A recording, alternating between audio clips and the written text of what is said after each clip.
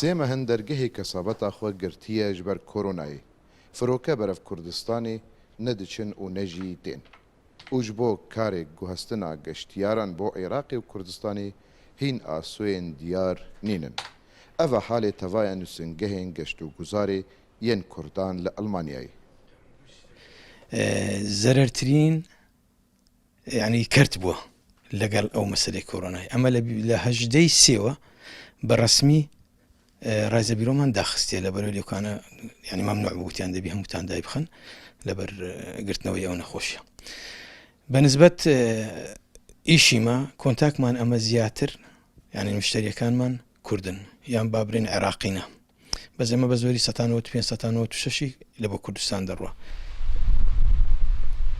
Li bajarekî geştyarî weke Münşin û divê demsalê de bi hezaran geştyar tenê û cih lê restorantan namîne.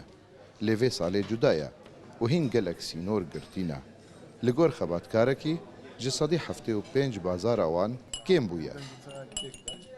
بەڕاستی زەرمەندیش بوون هەر ئێمەە هەموو ڕێستۆرانت و کافتریا و نێرگیلەخانە و هەمووی زەرمەند بوو بەڕاستی زەرەکە دەتوانم برێم ئەو دوو مانگۆ و سێ مانگەی 100 بوو زەرەکانی مە لەبەرەوەی ئەوانەی کە کرێچین هەر کەسە و بە شێوە و قەبارەی خۆی زەرەکەی بەبەرکات ئەو شوێنانەی کە گەورەنە ئەتمەن زەرەکەیان زیاتر بوو ئەو دوو مانگەی خەڵک ئەشیایەکی زۆر ئەشیای کڕی بەڕاستی زۆر دەترسان مەسەڵەن کارە ساتەکە زۆر لەوەی گەورەتر بیتن ئەوە بوو مەسەلەن خەڵکەکەش بەڕاستی پارەی ئەو پارەی پێنەما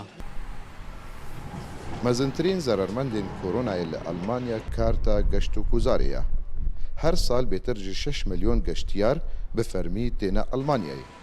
û vê rewşê karvedaneke nêrînî çêkiriye ku dahata turizmê ya navxweyî jî paş û qels bikeve.